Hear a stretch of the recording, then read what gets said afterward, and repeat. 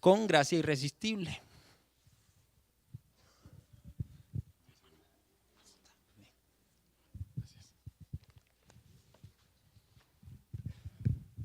Buenos días, hermanos, hermanas, buenos días a todos. Como dijo el hermano Jorman, tengo el honor de continuar con las doctrinas que venimos enseñando, las doctrinas de la gracia. Entonces, recordemos que la primera doctrina que enseñó el hermano segundo, ¿cuál fue? La doctrina de la depravación total, correcto. Y la segunda doctrina, la doctrina que nos enseñó Nico, ¿cuál fue? Elección incondicional, muy bien. Muy bien, muy bien. Y la tercera doctrina que nos terminó de enseñar hace 8 días el hermano Alex Padua, ¿cuál fue? Expiación limitada, correcto. O determinada también. Entonces, tengamos bien presente estas doctrinas porque cada vez que vamos avanzando en el estudio de las mismas, vemos que para que podamos comprender la doctrina que viene en el orden que lo estimaron así los hermanos reformadores, es imposible, es determinante, perdón, es necesario siempre tener presente lo que nos han venido enseñando las doctrinas anteriores. Entonces, antes de arrancar, pues, oremos, mis hermanos. Señor, te damos gracias nuevamente por permitirnos estar aquí reunidos en tu día, Señor, no por nosotros, sino por ti. Tú en tu soberanía, en tus designios, Señor, en esa sabiduría infinita nos has permitido hoy estar acá. Nos das el honor, nos das el deleite, Señor, de venir a reunirnos y congregarnos para exaltar tu nombre. Te damos gracias, nuestro buen Rey, porque nos has podido dar el ánimo, el tiempo, la idea, Señor, de tener esta escuela dominical donde podemos repasar cosas importantes para la vida de iglesia, para que cada uno, Señor, como miembro de esta congregación y de la Iglesia Universal, podamos ahondar, profundizar y que estas enseñanzas, Señor, que son bíblicas, no son invenciones humanas, ideas que han salido de algunos hombres o mujeres en la historia de la humanidad, sino que han venido reveladas por tu palabra, Señor, puedan ser expuestas en la iglesia, Señor, para ahondar en el conocimiento de ti y asimismo podamos deleitarnos cada día más y más y honrarte y alabarte cada día más y más porque podemos ver el gran Dios que tenemos.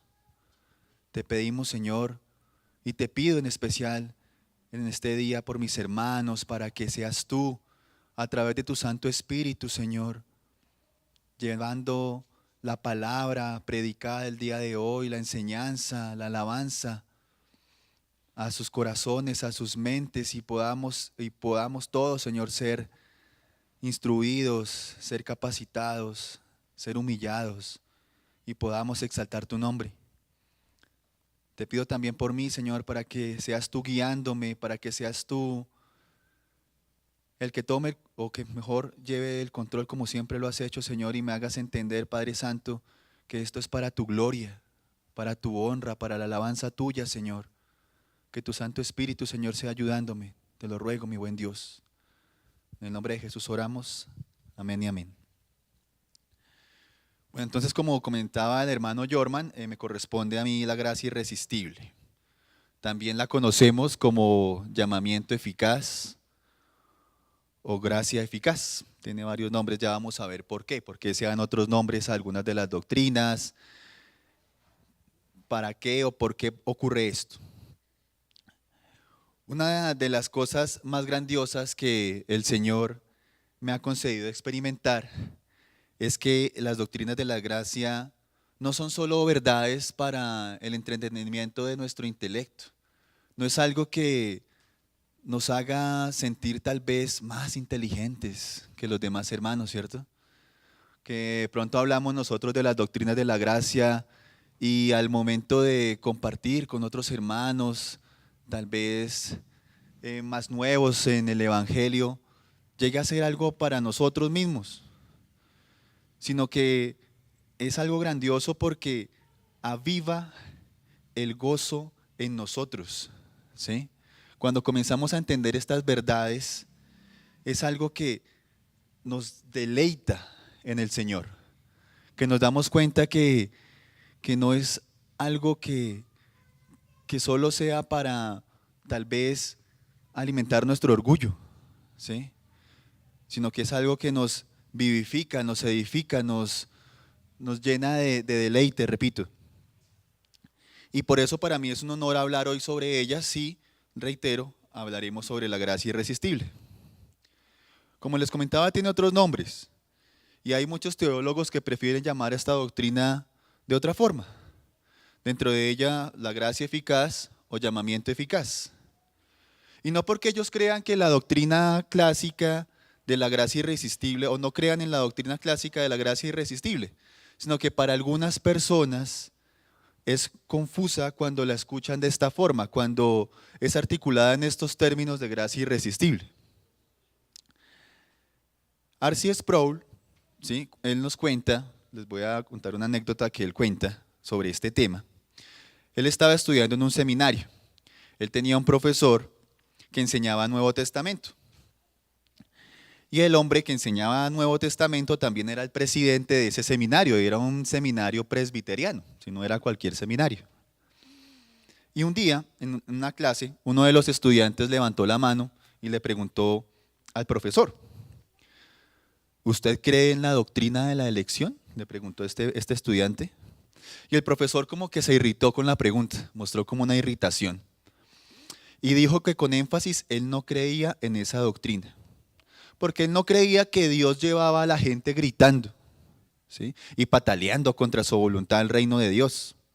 Que personas que no querían estar allí, pues el Señor las cogiera y se las llevara para allá. Y que al mismo tiempo el Señor impedía entrar a otras personas que desesperadamente sí quieren estar en el reino de Dios, ¿sí? R.C. Sproul dice pues que se sorprendió no solo por esa distorsión tan grave de esa doctrina, de nuestra creencia, y aparte también una caricaturización de la teología reformada histórica, sino por ser pronunciada por un hombre que debía tener un conocimiento mejor, un hombre que ha estado sumido en las normas confesionales de la iglesia y demás. Pero también pensó que si una persona de este nivel en la iglesia, con esa experiencia, con esa educación, tenía esa idea falsa sobre la gracia irresistible, entonces ¿cuántas otras personas también estarían bajo el mismo concepto erróneo? ¿Sí? La idea de irresistible insinúa que uno tiene la posibilidad, que uno no tiene, perdón, la posibilidad de poner resistencia alguna a la gracia de Dios, ¿sí?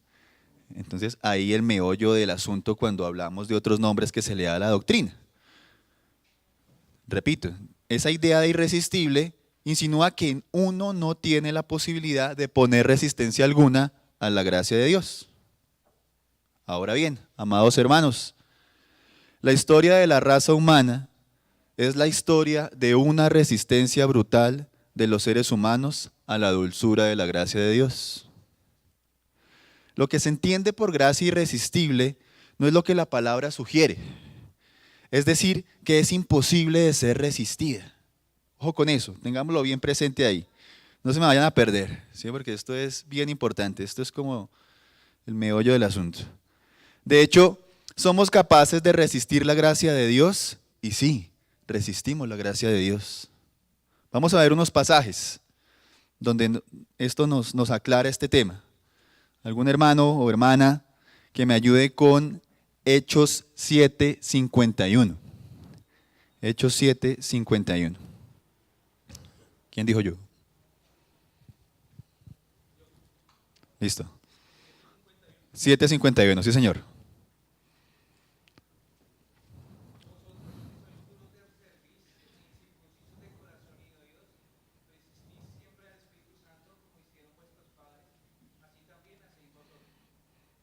Entonces ahí vemos que estas palabras son ¿de quién? De Esteban. De Esteban cuando estaba a punto de ser apedreado.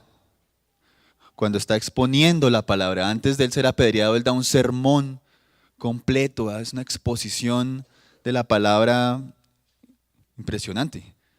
Y antes de ser apedreado habla esto. Les dice a aquellos que lo van a apedrear: y vosotros que sois duros y servís e incircuncisos de corazón y de oídos, resistís siempre al Espíritu Santo. Y no solo ellos, habla ahí, como hicieron vuestros padres, así también hacéis vosotros. Otro texto para que lo tengamos en mente. Otro hermano o hermana que me ayude. Romanos 10:21. Romanos 10:21. ¿Quién lo tiene? Andrés.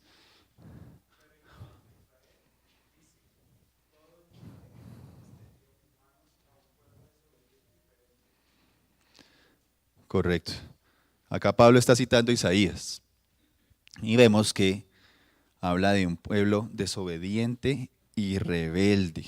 Cuando hay desobediencia, hay resistencia, ¿cierto?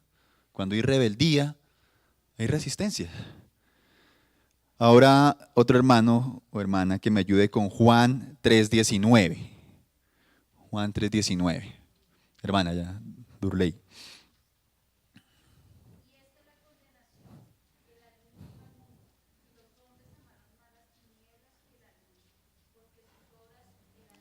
Eran malas, correcto. Entonces vino la luz al mundo, pero algunos amaron más las tinieblas que la luz. ¿Sí? Ahora bien, después de ver estos pasajes, hay muchos más, pero son unos que nos ejemplifican este tema. La idea aquí que es, a pesar de nuestra resistencia natural a la gracia de Dios, esta gracia de Dios es tan poderosa que tiene la capacidad de superar nuestra resistencia natural a la misma. Ese es el punto de lo irresistible. Acá pues yo también me adhiero a este concepto de que es preferible el término de gracia eficaz, ¿sí? O llamamiento eficaz. Porque esta gracia tiene los efectos irresistibles que Dios pretende realizar con ella. Bien.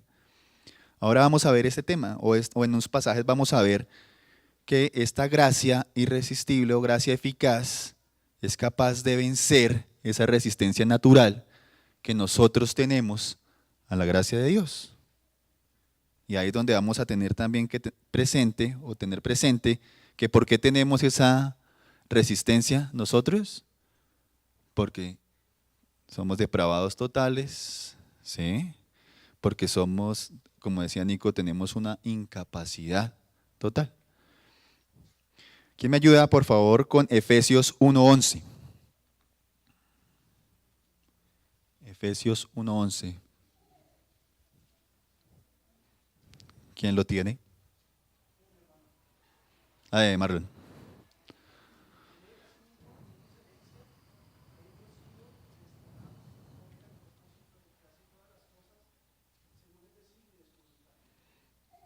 Correcto, entonces aquí vemos que hemos sido predestinados según el propósito de aquel que obra todas las cosas conforme al consejo de la voluntad, de su voluntad. Aquí estamos afirmando con estos textos que esa gracia eficaz lleva a vencer la resistencia que nosotros pudimos poner algún tiempo. Daniel 4:35. ¿Quién me ayuda con Daniel 4:35? ¿Quién lo tiene? Daniel 4:35. Dale, lee.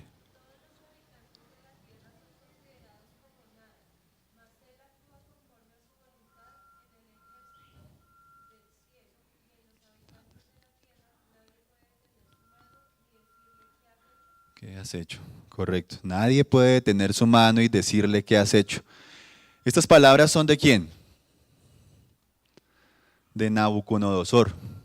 Una vez él estuvo en el pasto, tirado ahí como una bestia, y cuando por fin se le alumbró el entendimiento, hace una alabanza, tremenda alabanza, ¿no, mis hermanos? Que hace Nabucodonosor ahí, y habla esto, y habla de la soberanía del Señor.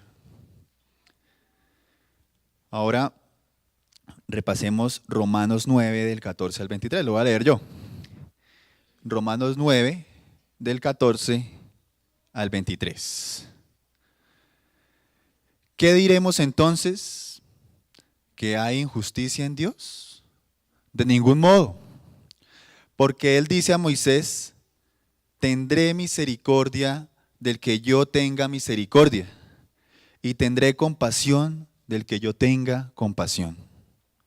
Así que no depende del que quiere, ni del que corre, sino de Dios que tiene misericordia.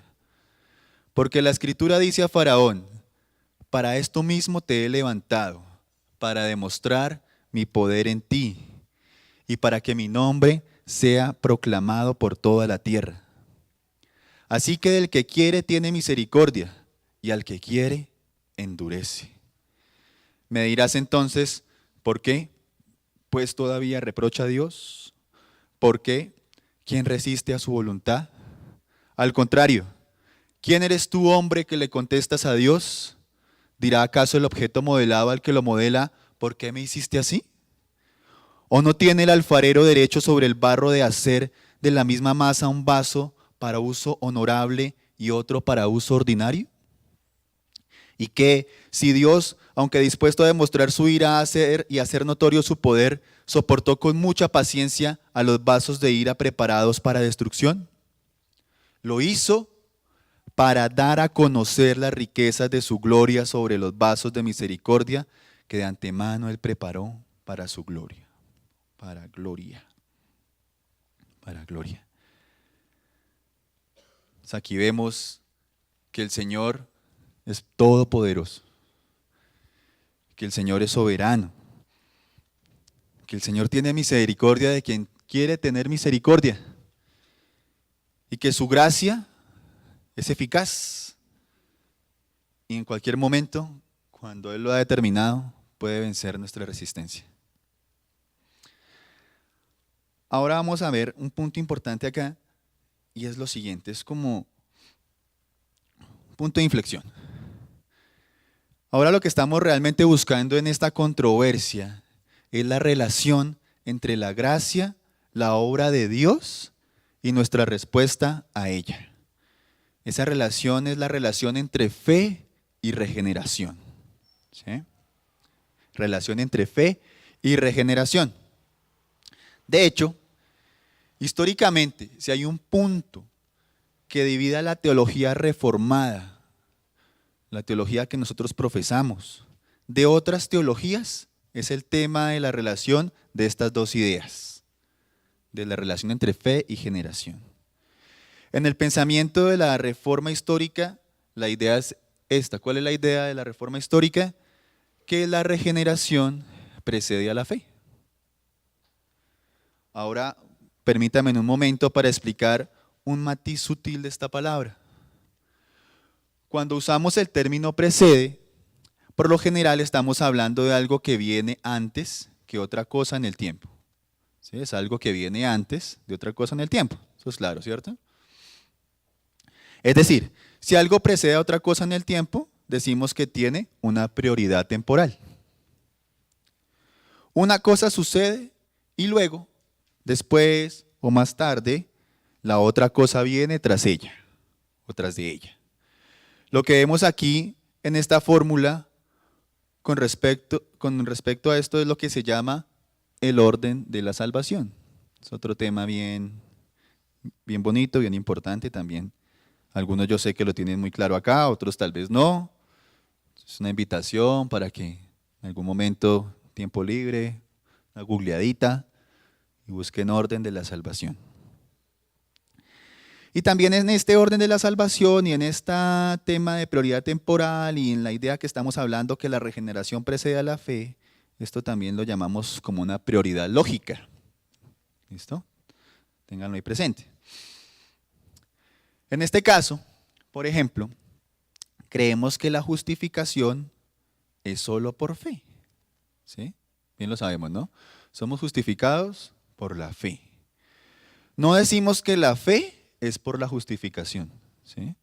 Nosotros no decimos que la fe viene por la justificación, sino que fuimos justificados por fe. Sabemos que la justificación es por fe. Ahora, creemos que al momento, el mismo instante que una persona tiene fe, en ese mismo instante Dios lo declara justo en Cristo. ¿Sí? Por lo que no existe una diferencia de tiempo entre la presencia de la fe y la presencia de la justificación. En el tiempo de ese momento que somos salvos, en el tiempo son simultáneos. Pero cuando decimos que la justificación es por fe y no la fe por la justificación, ¿qué queremos decir nosotros? ¿Sí? Bajo nuestra teología reformada. Queremos decir que la justificación, la realidad de la justificación depende de una condición previa, que es la presencia de algo más para que sea real. Y en este caso esa justificación depende de la fe y no la fe dependiendo de la justificación. Así que cuando decimos que la regeneración precede a la fe, ahora la regeneración precede a la fe, lo que esto significa es que antes de que una persona ejerza la fe salvadora, antes que crea en Cristo, antes de que ejerza su voluntad para abrazar a Cristo, Dios debe hacer algo por ellos y en ellos para que la fe pueda ser ejercitada. Repito esto. ¿Qué significa esto? Que cuando nosotros decimos que la regeneración precede a la fe, esto significa que antes que una persona ejerza, que nosotros ejerzamos esa fe salvadora, antes de que nosotros creamos en Cristo, antes de que ejerzamos nuestra voluntad para abrazar a Cristo, Dios debe hacer algo en nosotros, por nosotros y en nosotros, para que esa fe pueda ser ejercitada. Ahora, es común en nuestra cultura y círculos religiosos decir esto, que para que una persona sea regenerada o para nacer de nuevo, todo lo que se necesita para volver a nacer es creer. ¿Sí? Entonces le dicen, crea. Así que si usted tiene fe, entonces como resultado de su fe, viene a ser una nueva criatura. Viene a ser una nueva criatura como resultado de la fe. Usted ahora es regenerado. Ahora es nueva criatura, ha nacido de nuevo, precisamente porque ha ejercido fe. ¿Sí? Eso es lo que encontramos a nivel general, dentro de los círculos que nos rodean. El hermano segundo hablaba, dentro de la doctrina que él nos explicó, de una controversia pelagiana, ¿sí? Que fue este hombre que existió, Pelagio, el cual sacó una doctrina basado en el tema del pecado original. Dio un concepto, dice acá el texto de donde tomé para hacer esta clase, un concepto arcaico del pecado original, donde dejó una pequeña isla de justicia en el hombre caído, por lo cual el hombre caído todavía se considera que tiene el poder moral de inclinarse él mismo o ella misma para responder positivamente al bien, de elegir a Cristo y cosas así. Entonces, sabemos, por lo que nos explicó el hermano segundo, que esto era lo que decía Pelagio. Había algo ahí que permitía al ser humano inclinarse por el bien. Que la persona no estaba muerta en delitos y pecados, que esto es una metáfora en la escritura, que es algo hiperbólico, es decir, que es algo exagerado, que está muerto, así que no, mejor dicho. Que realmente los caídos solo estarían seriamente enfermos. Habla esta doctrina pelagiana. Que ellos han sido debilitados por la caída, pero no hasta el punto de que requieran una renovación o una obra divina de la recreación de su alma para venir a la fe. También vemos más adelante, sabemos que esta controversia pues se suscitó debate, ¿sí? Pero asimismo fue condenada como una herejía. Fue condenada como una herejía. Pero más adelante, algunas personas en esos tiempos tomaban aún esas doctrinas y algunas cosas le cambiaban y seguían manejando este tema. Y ahí que vino ahora una visión semipelagiana, tratando como de suavizar el tema, pero también con vestigios de la doctrina de Pelagio.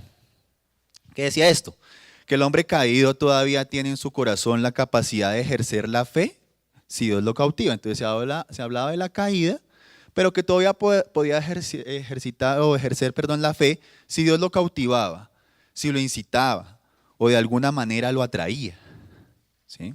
Juan refleja las palabras de Jesús en el capítulo 6 de su evangelio, donde Jesús dijo: ninguno puede venir a mí si el Padre que me envió no lo trajere. Pero hay muchos hermanos cristianos que interpretan el texto diciendo que al traer, ese traer tiene que ver es con un cortejo externo, una persuasión, una seducción y otras cosas así similares. Y que Dios da esta atracción influyente a muchas personas. Que algunos responden positivamente a esto y otros dicen que no a lo mismo. ¿Sí? Entonces aquí vemos que esto abunda, ¿no? En estos tiempos aún. Y esta es la visión semipelagiana. Estamos recordando aquí tema de la primera doctrina. Así que Dios atrae a todo el mundo, presumiblemente con un igual poder de persuasión. Y en el análisis final, los que consienten a esa atracción son salvos y aquellos que no lo hacen están perdidos. Estamos aquí repasando algunas doctrinas que nos van a hacer entender aún mejor lo que estamos viendo el día de hoy. R.C. Sproul, de nuevo lo cito, otro debate tuvo en un seminario arminiano, esta vez un seminario arminiano. Recordemos a Jacobo Arminio, que también nos habló el hermano segundo sobre él, donde pues él volvió a resaltar o sacó otra doctrina que también fue debate, que habla también del tema de que nosotros podemos elegir y que aún no estamos muertos y demás. Un seminario arminiano en Estados Unidos, y él tuvo un intercambio interesante ahí con el jefe del departamento del Nuevo Testamento de este seminario, cuando R.C. Sproul citó ese versículo. ¿Sí? R.C. Sproul le contestó al hombre, le dijo: ¿sabías que la misma palabra griega que Juan usa aquí, en cuanto al si mi padre no lo trajere, se utiliza con frecuencia en otras partes de las Escrituras, en el particular en el libro de los Hechos, donde Pablo y Silas son arrastrados a la cárcel? ¿Sí? Sproul le sugirió que la idea allí en el libro de los Hechos no era que el carcelero entró en la celda y que trató de seducir o convencer a Pablo y a Silas para que volvieran tras las rejas. Él dijo, no, eso no fue lo que él dijo. Le dijo que la palabra griega tenía más fuerza que eso, esta palabra de traer. Y entonces Sproul llamó la atención sobre el estudio de esa palabra griega basado en el Diccionario Teológico del Nuevo Testamento, donde la presentación preferida de la palabra traer es la palabra obligar. ¿Sí? Trajo esta traducción del griego de obligar. Ahora si leemos bajo esta traducción en el texto, pues cambia. Sería así. Y Jesús está diciendo que nadie puede venir a mí si el Padre no le obliga. ¿Sí? Esto es mucho más fuerte, ¿no? Esto es mucho más fuerte que usar la palabra débil traer, la cual podría dejarse para ser interpretado como el concepto de un tipo de cortejo que es una mera persuasión externa. En ese punto del debate, el profesor del seminario arminiano le dio la vuelta ahí al tema que Sproul no esperaba. Él le dijo, sí, pero ¿sabías que la misma palabra griega es utilizada en uno de los poemas griegos? Y mencionó una cita de algún poeta de ese tiempo. Ahí Sproul dijo que no lo recordaba. Puede ser Eurípides o alguien más. Donde se utilizó el verbo para la acción de sacar agua de un pozo. Ese verbo de traer en ese poema fue usado para la acción de sacar agua de un pozo. Y él lo miró triunfante, ¿no? Le gané, pensó el hombre a Sproul. Entonces, Y le dijo a Sproul: doctor Sproul, usted no obliga el agua a salir de un pozo, ¿verdad? Sproul le dijo: no, no señor, yo no lo hago. Él pensó y dijo: no sabía de esa referencia en el idioma griego, ¿sí? Me atrapó. Sin embargo le dijo: pero ¿cómo hace usted para sacar agua de un pozo? ¿Acaso se para en la parte superior del pozo allá y llama: ven aquí agua, agua, agua? ¿Tratas de persuadirla, seducirla, de atraerla, o tienes que ir con un cubo y tirar de ella? Sproul le dijo al profe: estoy muy feliz con la ilustración de sacar agua de un pozo, porque eso es lo que Dios hace con nosotros. Estamos sepultados en el agua, ¿sí? Y tenemos que ser sacados por el poder de alguien más, no del nuestro. Y ese es el debate que estamos tratando, ¿sí? Y de las posiciones que mencionamos. Todas estas controversias realmente se desprenden y se basan en nuestra comprensión de la doctrina de la depravación total, como les decía al inicio. También de la doctrina que nos hablaba Nico, incapacidad moral, ¿cierto? Esa incapacidad que tenemos nosotros. Nico nos hizo muchos énfasis en eso, que somos incapaces. Nuestra condición de esclavitud al pecado es tan grave y la caída tan severa que no tenemos ningún deseo moral de Dios, a menos que Dios siembre ese deseo en nuestros corazones. Ahora bien, Jesús se lo dijo así a Nicodemo en la charla que tuvo con este hombre de la ley, letrado. El que no naciere de nuevo no puede ver al reino de Dios. Él no puede entrar al reino de Dios. Lo que oímos que nuestro Señor le dice en esa discusión con Nicodemo es lo siguiente: lo que es nacido de la carne, carne es, y que la carne para nada aprovecha. Que hay un requisito previo que debemos experimentar como una obra del Espíritu Santo, por la cual Él nos saca de ese estado de muerte espiritual, tal como Pablo dice en el 2º capítulo del libro de Efesios. Vamos a ver esto también, donde Pablo dice en Efesios capítulo 2, versículo del 1 al 7. Efesios capítulo 2, versículo del 1 al 7.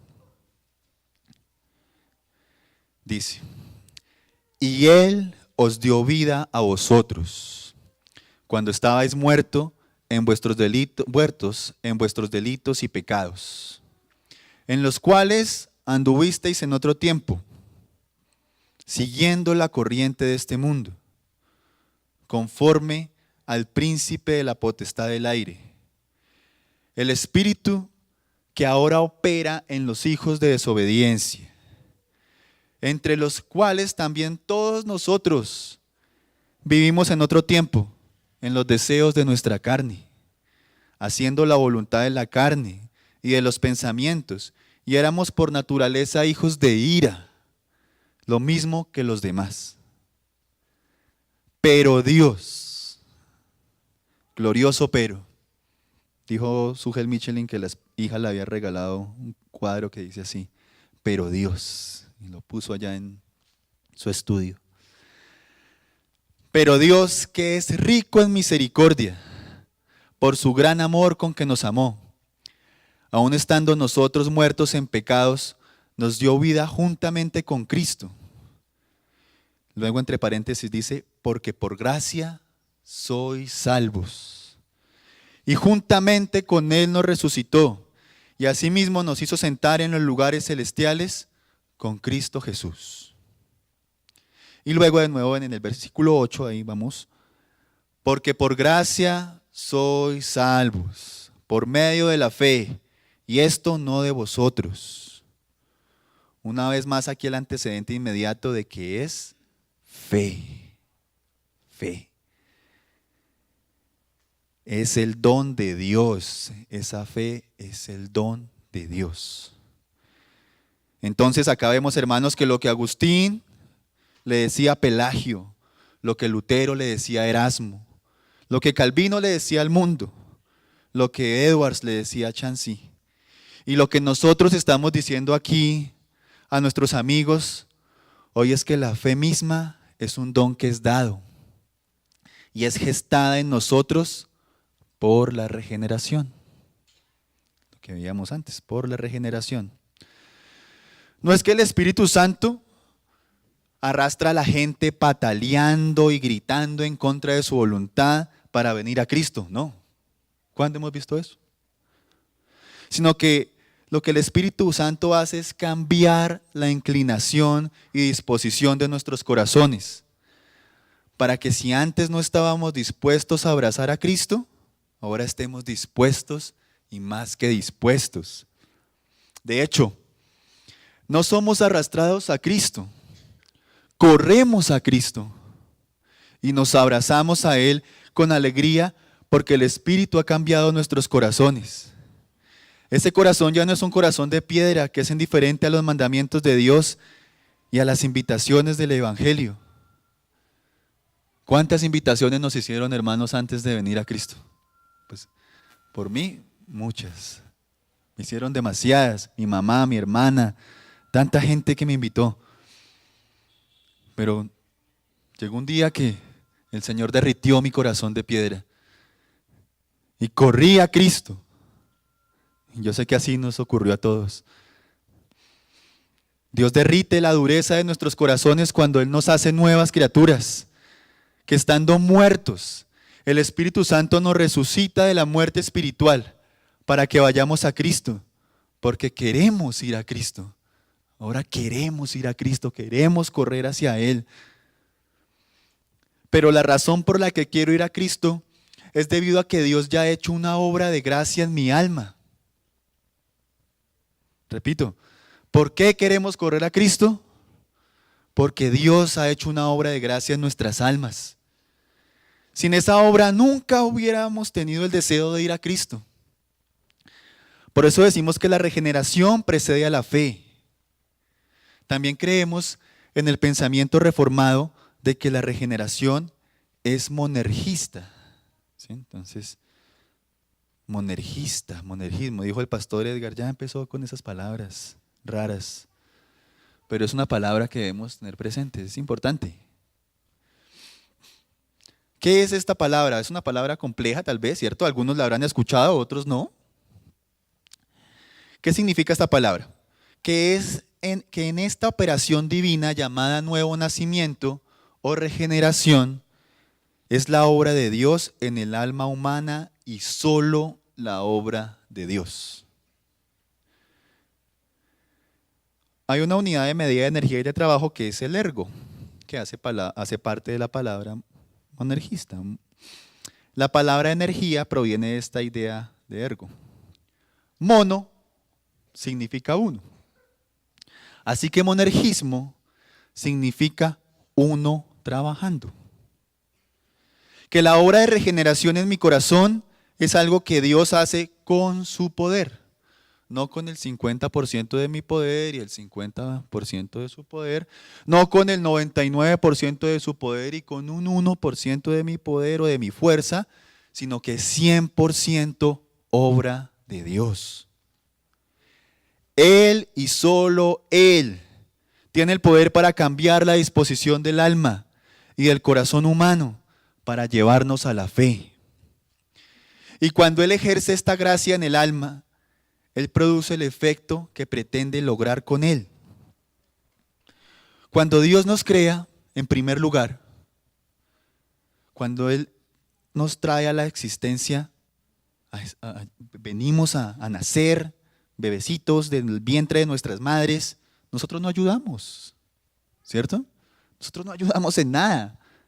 Fue su obra soberana que nos trajo a la vida biológicamente.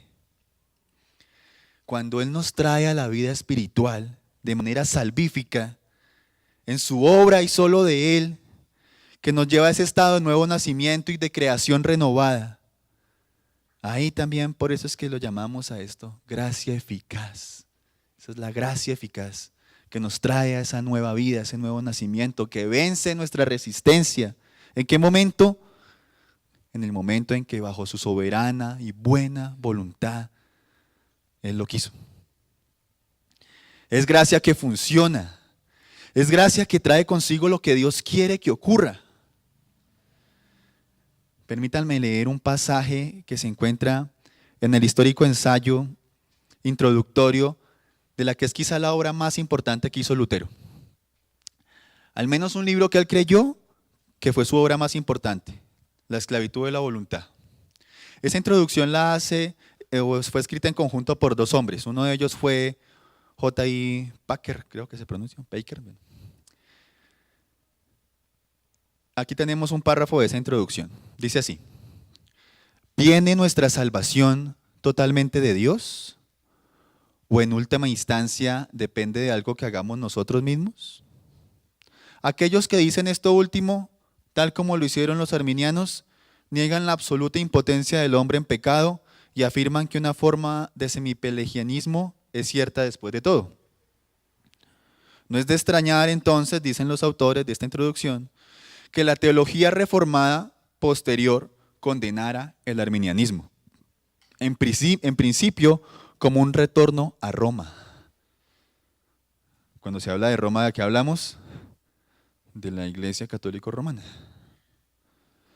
Porque en efecto esto convierte la fe en una obra meritoria y una traición a la reforma, porque niega la soberanía de Dios en la salvación de los pecadores, que fue el principio religioso y teológico más profundo del pensamiento de los reformadores.